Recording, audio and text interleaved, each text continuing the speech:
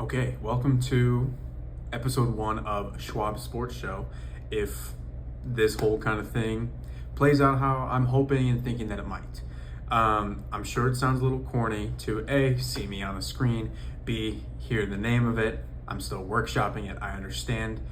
But in reality, this type of thing, a YouTube show, podcast, whatever you want to call it, is something that I've always wanted to do, and I would just hate for me to not at least see it through a little bit. So essentially this is what that is.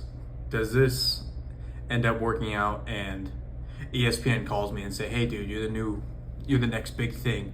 We need you on the show yelling at Stephen A. Smith. Probably not. But again, I would hate for myself to not at least see this through as it's something I've always wanted to do, always look forward to doing.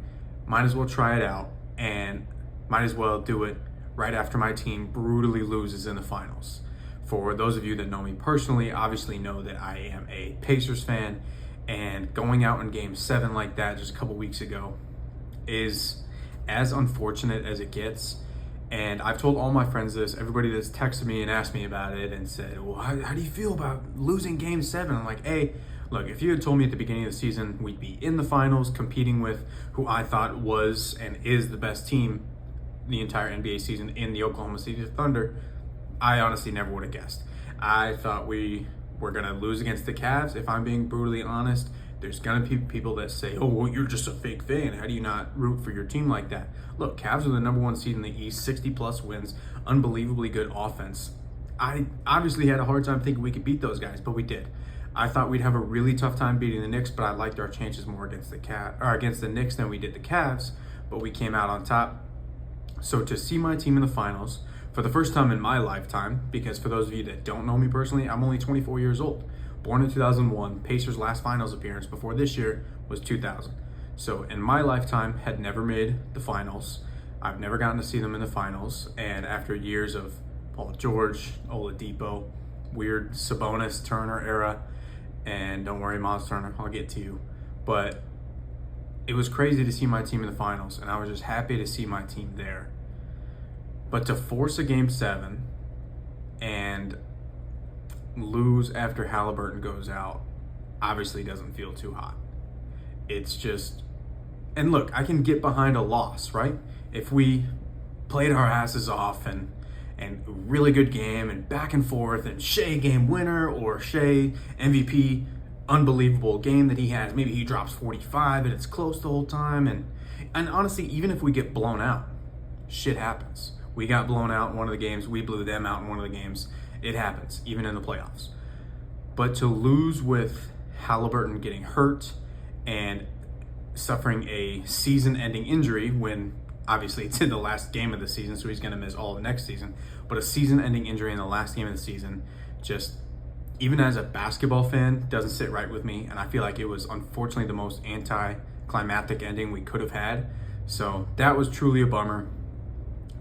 But anyway, I felt there was no better time as to start something like this again that I've always wanted to get to and talk about my team and their outlook. But again, this is going to be something that hopefully grows really well, hopefully kind of blossoms a little bit.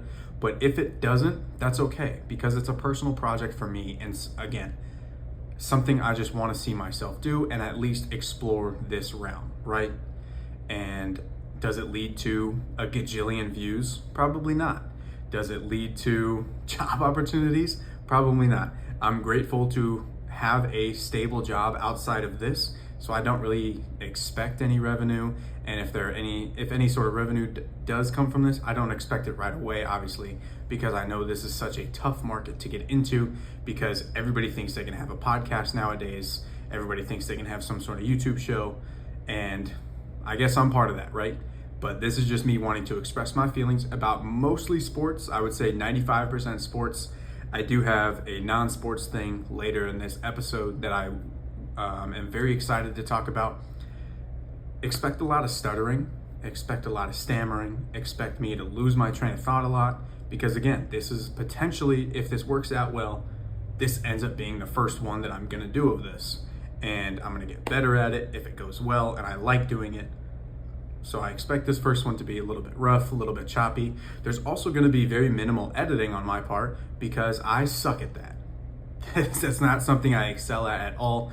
I am very much like not a computer guy. So I'm recording this on my phone. I got my iPad in front of me with the notes that I want to talk about. And that's about as teched out as it gets. I have my little TikTok ring light behind me. Hopefully not showing too many of my pores or anything like that, but we're getting there.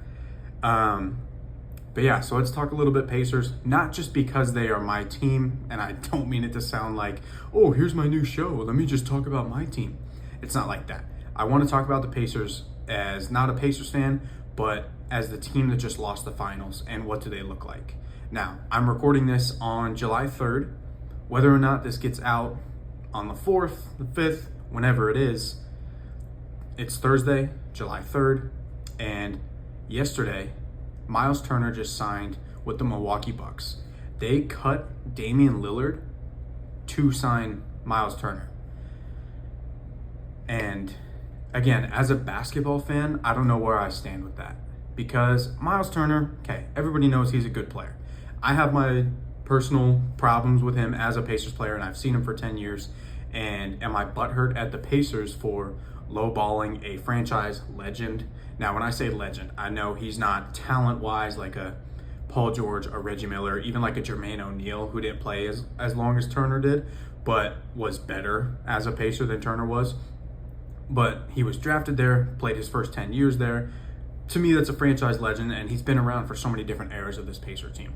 So to lowball like a Pacers legend like that, and somebody that resonates with the fans and was in trade rumors every year and stuck with it and kept sticking with it, to lowball him and let him go to a division rival and a team that we've butted heads with the last couple of years just doesn't really sit right with me.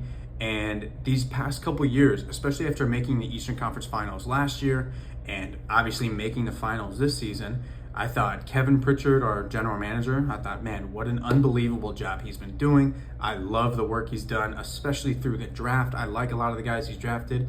Don't even get me started how much I love Andrew Nembhard. But things like that, I'm like, man, the trades he's made, like the couple second round picks for Obi Toppin to draft Andrew Nembhard at the top of the second round, and even guys like Benedict Mathurin, who like maybe is a little bit of a weaker shout because he was the 6th overall pick, so he was a high lottery guy. But just that scoring off the bench has been huge. And so like overall, I just thought Kevin Pritchard has done a really good job the past few years, and obviously the trade for Halliburton and the trade for Siakam, but like the smaller moves are what make him so great in my opinion.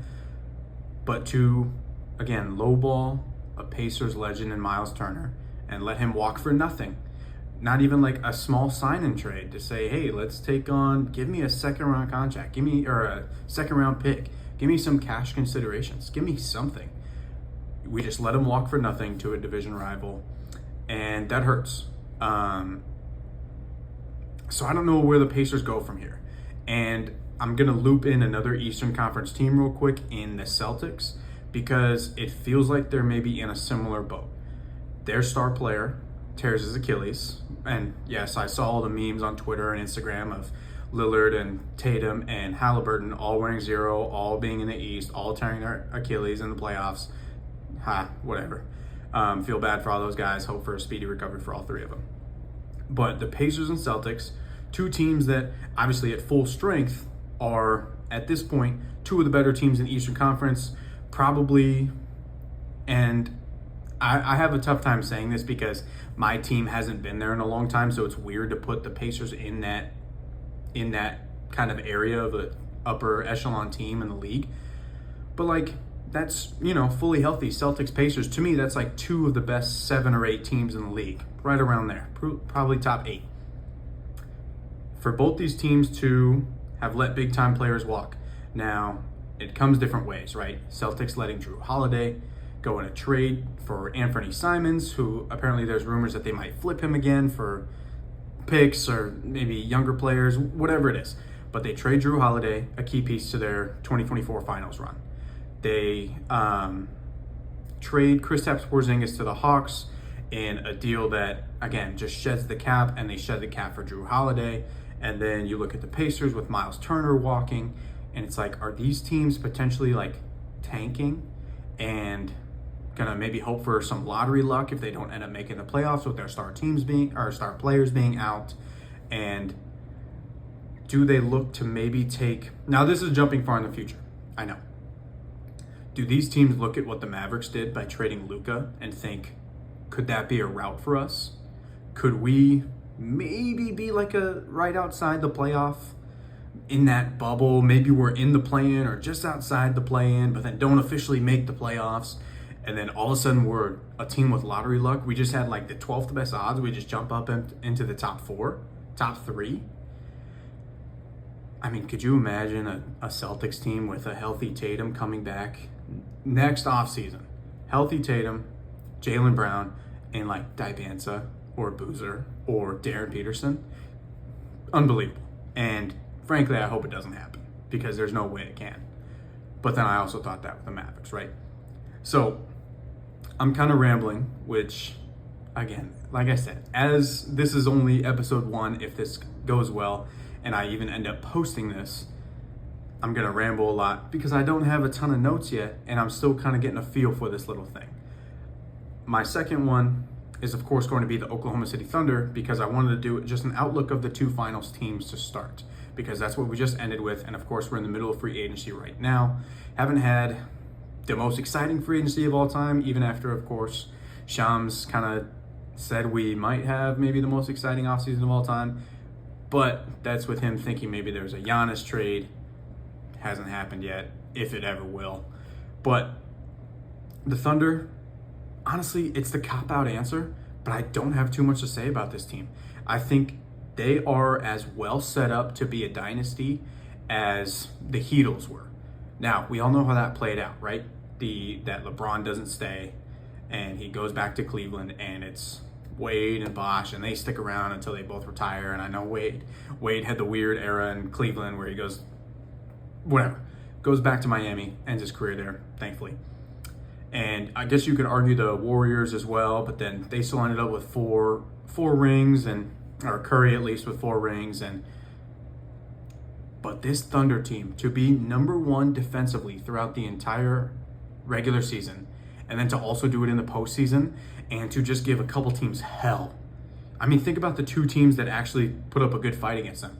The Denver Nuggets, who have, in my opinion, the best player in the world right now, in Nikola Jokic, and then the Indiana Pacers, who statistically are one of the better offenses we've seen in a long time, and were number 1 in offensive rating for the playoffs.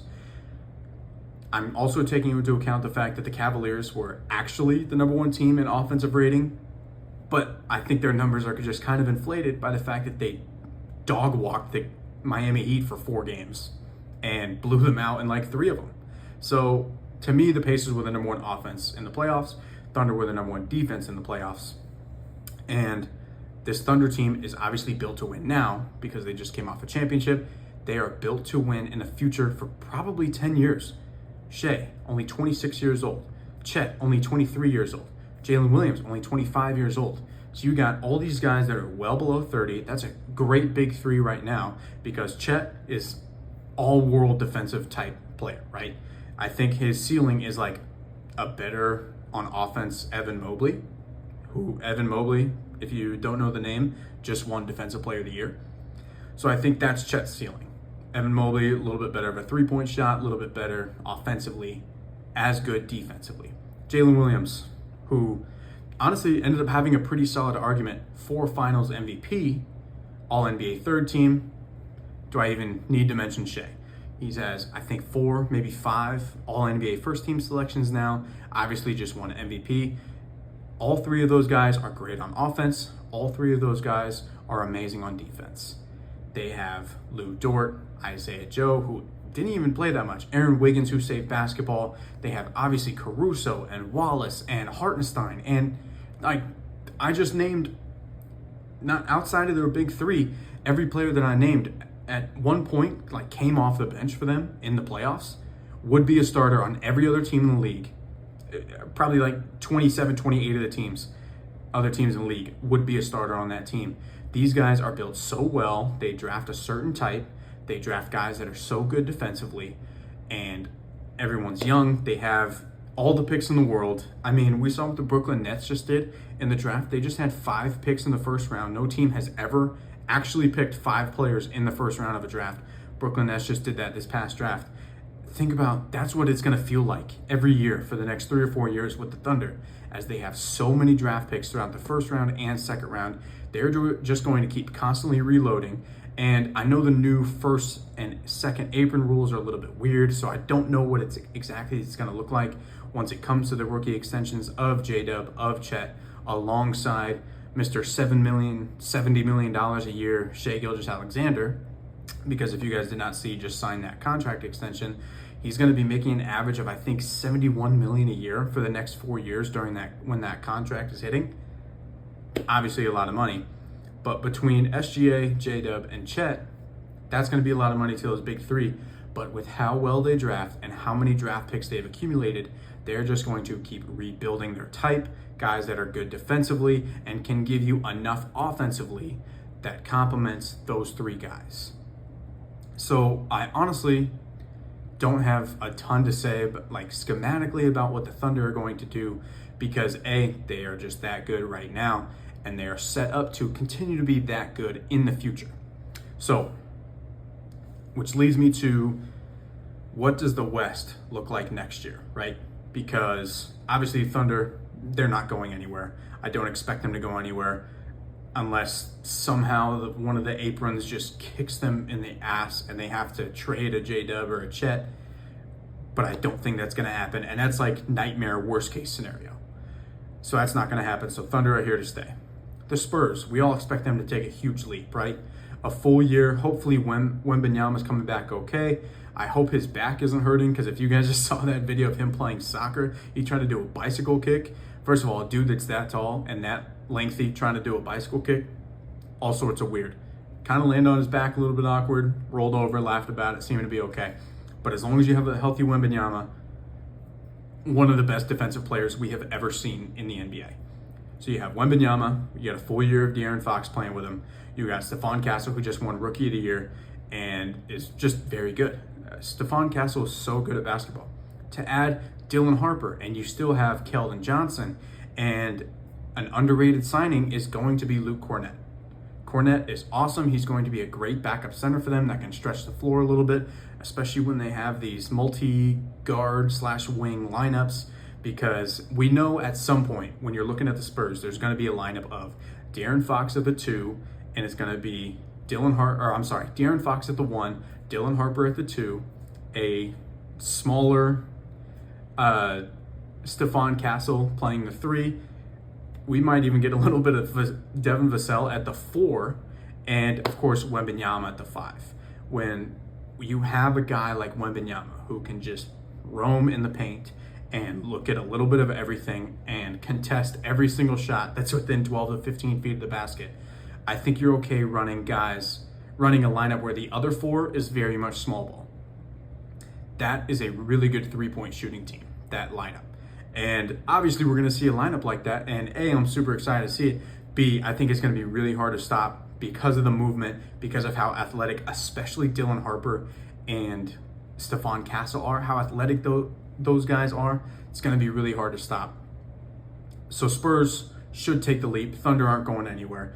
Mavericks scare me, and I think they should scare a lot of people. I think obviously the main thing is health. And I don't just want to say that, because you could say that for a lot of teams. Well, if they're healthy, they're going to be really good. Well, if these guys are healthy, they're going to be really good. It's never been truer for the Mavs, right? Because there's Anthony Davis, there's Kyrie Irving, who's coming off a season-ending injury right now. There's Klay Thompson, who since the Achilles that he suffered in the 2019 finals, he's been kind of on and off with injury, and then even when he's on the court, he's been a little bit inconsistent. But overall, again, if they are healthy, and it kind of just sounds like a cop-out answer because you hear that shit all the time, if they're healthy, that really could be a title team. Especially adding Cooper Flagg, who, and I love the fit for him, I really do. And I'm not going to talk about if the draft lottery is rigged, because until it fucks up my team's odds, I don't care. I really don't care. The Pacers have never had any sort of lottery luck, especially because we're rarely in the lottery. We've always been a team that at least makes the playoffs or play in. So we never really are in the lottery that much anyway. But until the lottery really messes up my team and I feel like it's rigged against my team, that's when I'll have a problem with it. So for now, I'm not going to talk about it because I really don't care.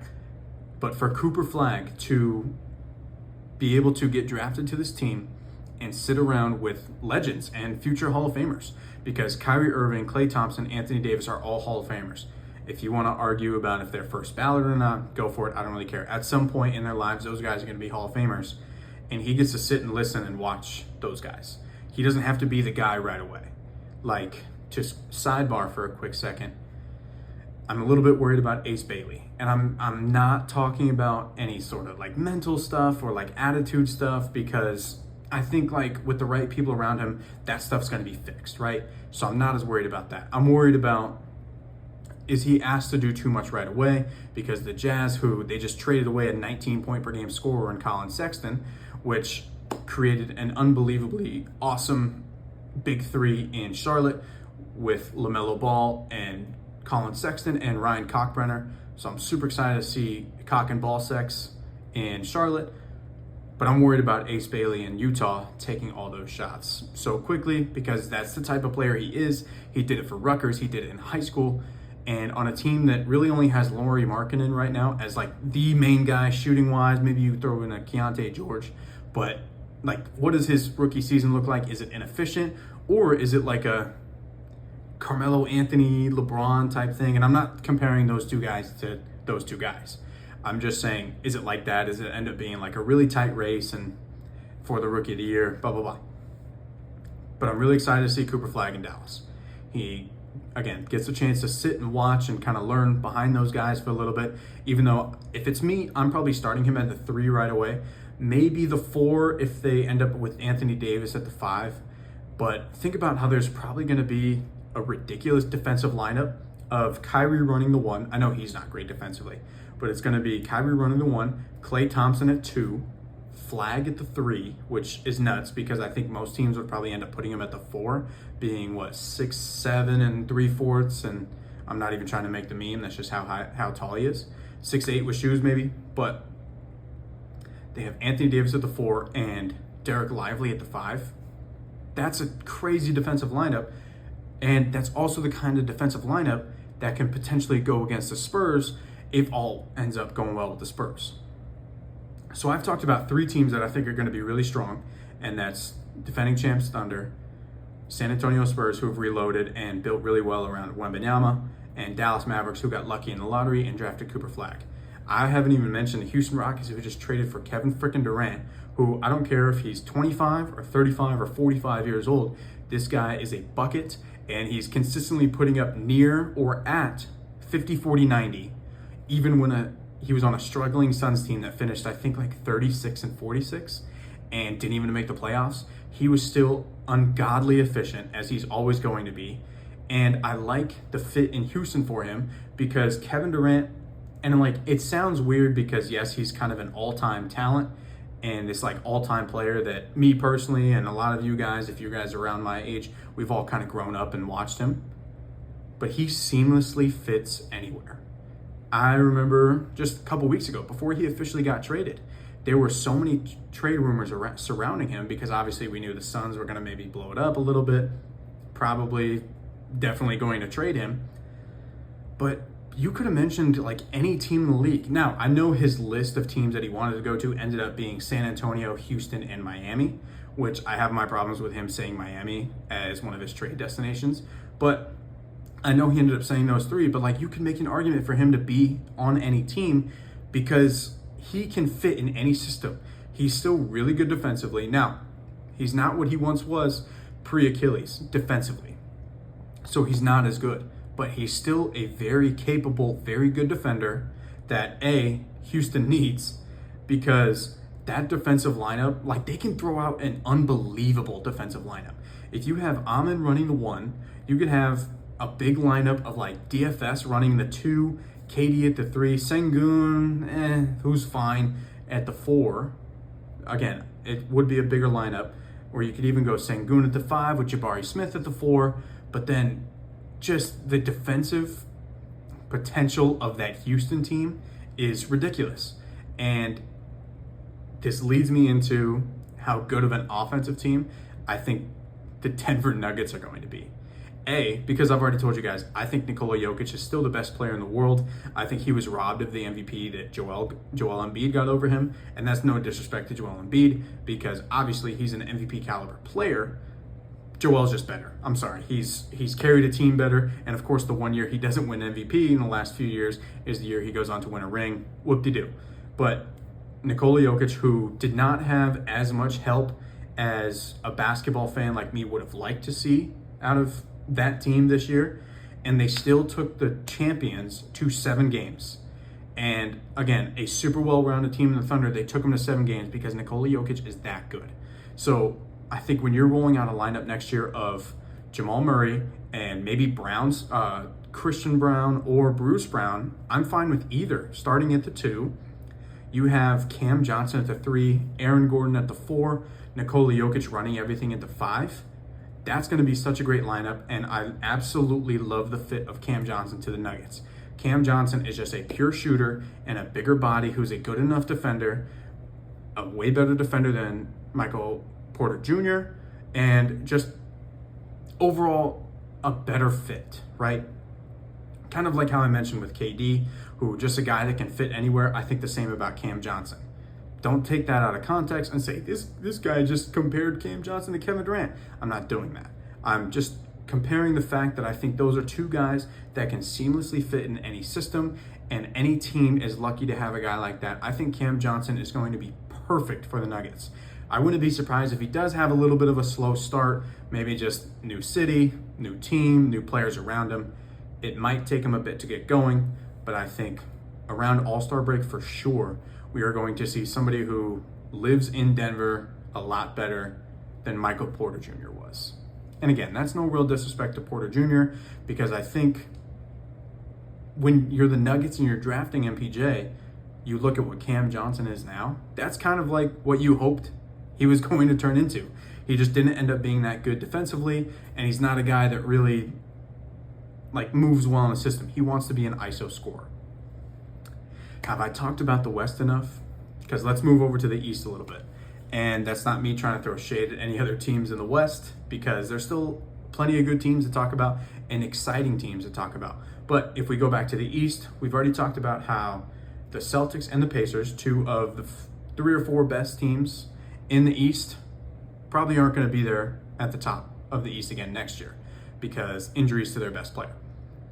So that leaves us with the Cavs. And this is in my eyes, I think it's going to shake out similar, something like this.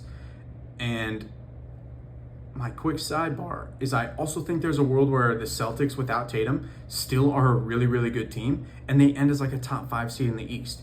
And if I told you this right now, that the Celtics end as the 4 or 5 seed, I'm not surprised. And I don't think a lot of other people would be either. So I think Cavs probably still have the 1, just because I am worried a little bit about the bench scoring without Ty Jerome, as he did sign with the Memphis Grizzlies, if you guys had not seen that yet. So I'm worried about their bench scoring without Ty Jerome. But that starting 5 is still really, really good, because Garland is all-star caliber player. And I think most of the time, just because sometimes he can be so weak defensively, does not get the recognition he deserves as a true lead guard that can fill it up when need be, but just facilitates an offense really well, especially when you have a guy like Donovan Mitchell. So when you're still rolling out the same lineup of Donovan Mitchell, Garland, Strus, Mobley, and Allen, that's a super fun team. Now, do we unlock a little bit more of Mobley by maybe trading Jared Allen to the Indiana Pacers because we just lost Turner? But does Mobley play the 5? Maybe you get a little bit of a bigger body to play the 4, because I don't think Max Strus is there, and it's certainly not going to be Sam Merrill or Imani Bates coming off the bench doing it. But the Cavaliers are still going to be there because they still have Donovan Mitchell, and they still have all their starters from last year so far. I think the Knicks are still going to be there. I think Mike Brown is going to be really good for them coaching-wise, because I thought Mike Brown did a great job in Sacramento. I thought he was unfairly let go because their front office just did not do a good enough job of putting a good team around A, De'Aaron Fox when they had the chance, B, potentially building around Tyrese Halliburton when they had the chance, C, keeping Davion Mitchell, and I'm not saying he's an all-NBA caliber guard or anything like that, but we see them put themselves in this hole of no point guards when they had 3 very capable lead guards. Now they have none of those guys, and they try to rebuild Chicago with Sabonis, not Sabonis, but Levine and DeRozan, and then bring in Sabonis and Malik Monk, and I'm like, it's guys with complementary talent, right?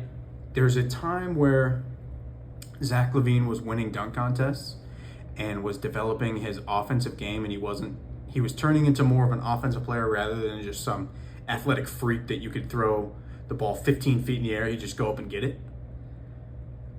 But they're just complementary pieces. And DeMar at this stage of his career, again, a guy that I would love to see in Denver, going around Jokic getting him open, he'd be awesome there.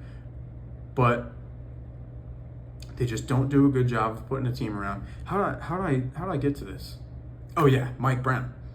I think Mike Brown is going to be good because I liked what he did in Sacramento with not a great team that they built. That team just wasn't really built to win, and if anybody ever says anything about how the Kings won the trade with Halliburton and Sabonis, no, they did not. They never did, and they never will. There's just no world where that's true, unless they somehow win a championship in the next 5 years after trading Sabonis for 15 first-round picks like the Thunder did with Paul George. But anyway,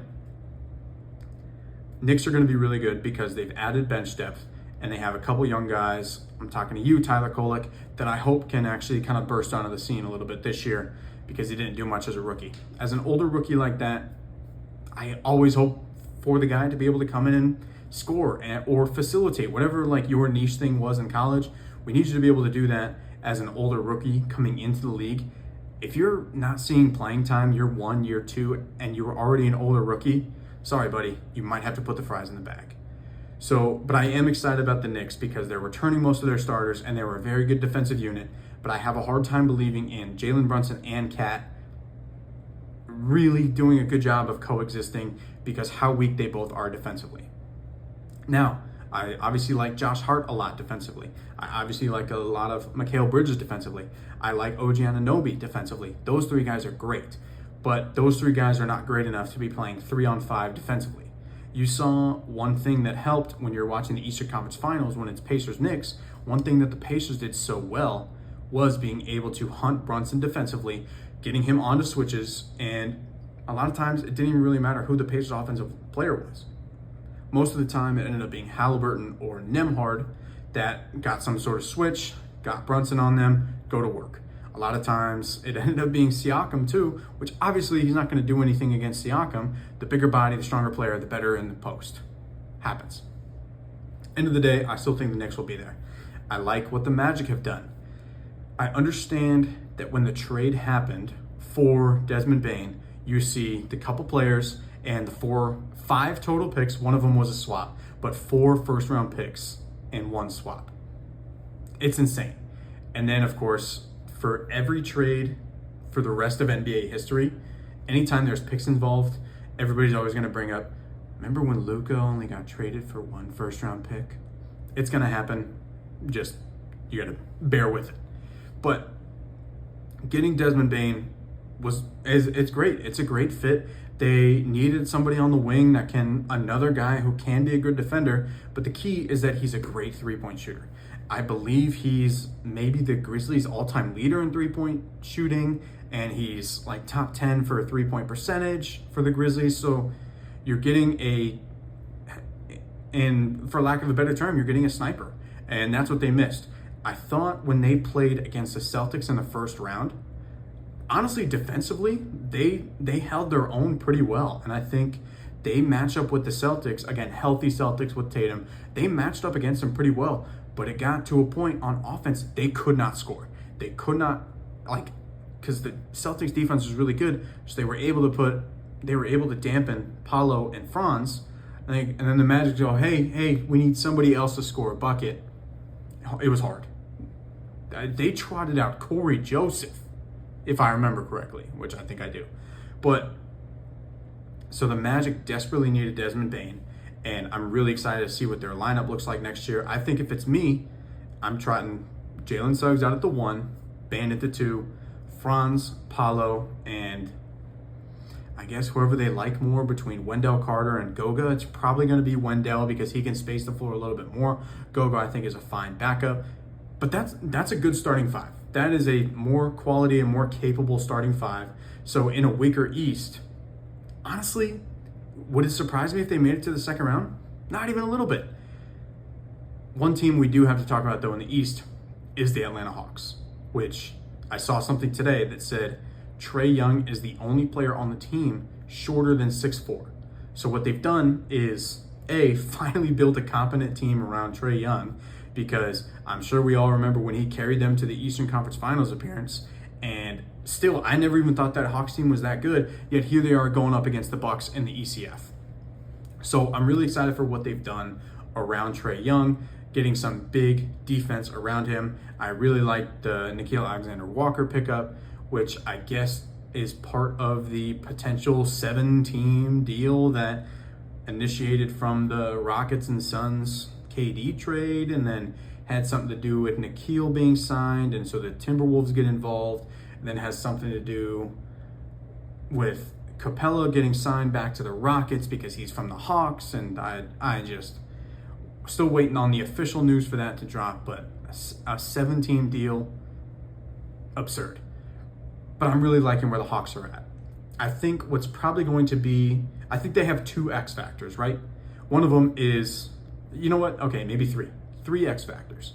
One of them, what does Reece Sachet look like coming into year 2? Because towards the end, he dropped a couple 30-point games, and he was starting to look really promising that last couple months of the season. So what does Reece Sachet look like in year 2? My second X factor for them is, what is Porzingis going to look like after his issues? There's been reports online of what it's actually been. Some people say it's I'm not going to comment on it, but most people have said it's a lungs issue. If we're going to go with that, that's fine. But whatever it is that Kristaps is dealing with, is he coming back? Is he coming back 100%? Even like 80, 90%? Because we saw in the finals last year with the Celtics, he came back one of the games, wasn't fully healthy, but was really good and was able to help them obviously win a championship. So what does KP look like coming back from his issues? My third X factor for them, how big of a leap does Jalen Johnson take? And I got to be honest, part of the reason I want to start podcasting, YouTube show, again, whatever we want to exactly call it, is because of guys like Jalen Johnson, because I thought Jalen Johnson was so good coming out of college.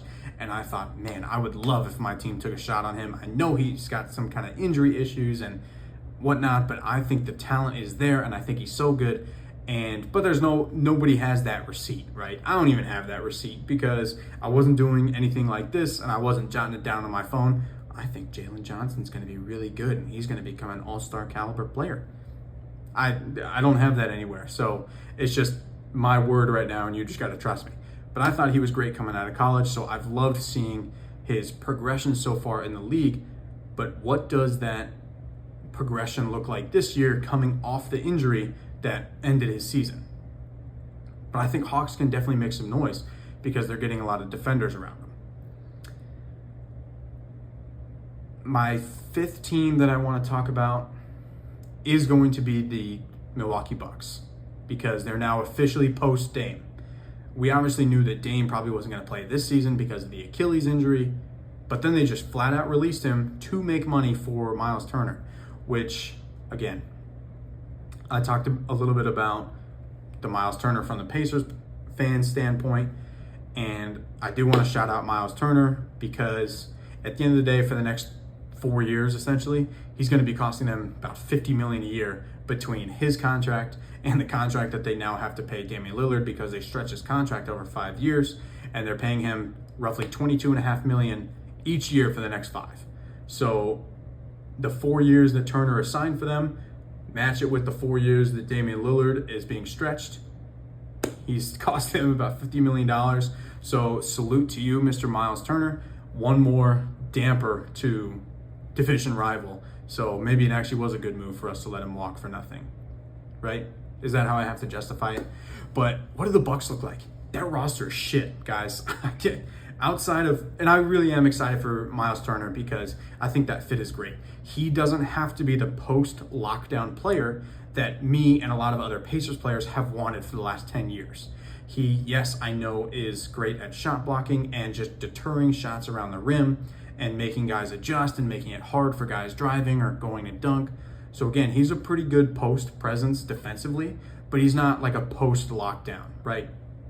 He doesn't need to be that in Milwaukee because Giannis is and can be that all the time.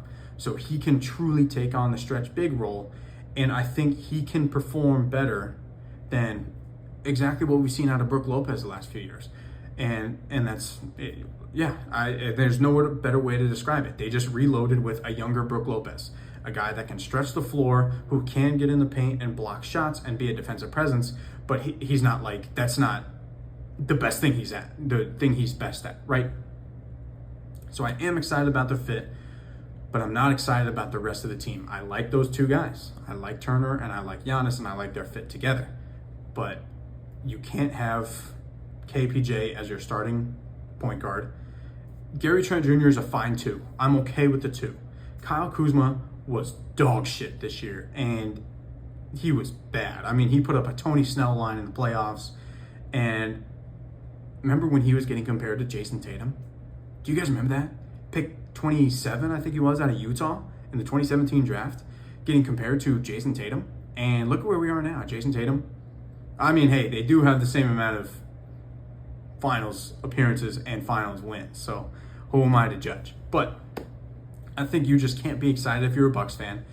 Apparently, according to a couple reports, Giannis did kind of sign off on the Miles Turner addition, like he liked the addition, but then I guess was kind of blindsided, as the rest of us were, by the fact that they had to cut Damian Lillard to do it.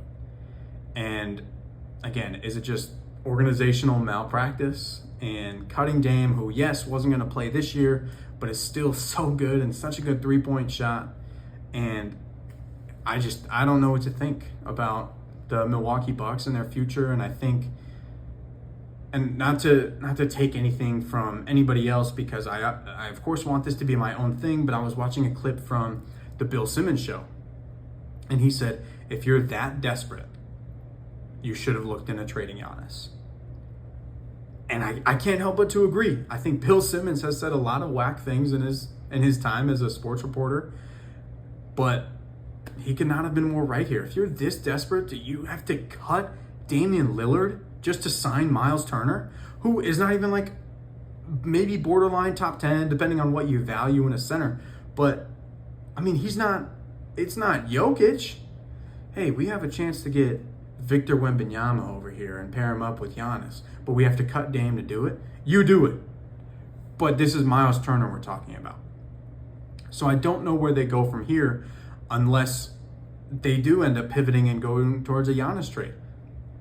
Now, I appreciate that Giannis has seemingly been a guy who wants to be loyal and wants to stay in Milwaukee, and because it's a small market, and I'll always fight for my small market teams, whether that's NBA or NFL. I'll always fight for my small market guys, but it's tough to see it's hard to see the light at the end of the tunnel if I'm Giannis. Because again, between Giannis and Dame, when they both played this year, they were the highest scoring duo in the league. They averaged like 56 points together, which makes total sense because Dame is always going to be, when he's healthy, so I don't know what he's going to look like post-Achilles, right?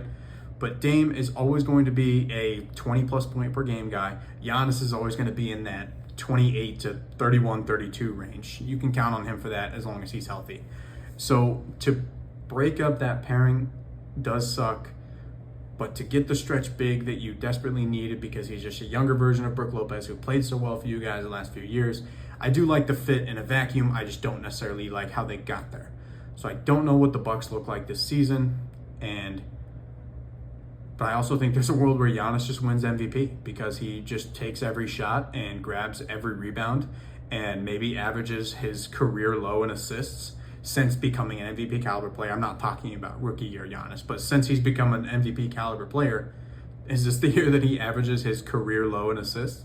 Because all it is just going to be kickouts to Gary Trent and Miles Turner, and the once or twice a game to KPJ, and the once or twice a game to Kyle Kuzma. So, I don't know. The East really is wide open. And then I'll say this, and this is not even me saying this as a Pacers fan. I think there's a world where Halliburton's recovery goes well. We're still looking at the Pacers as a threat in the playoffs. Maybe he misses all of the regular season, and I don't want him to rush back. I'll say that. He better not rush himself back. I don't want him getting injured again or making it worse or anything like that, so I don't want him rushing back.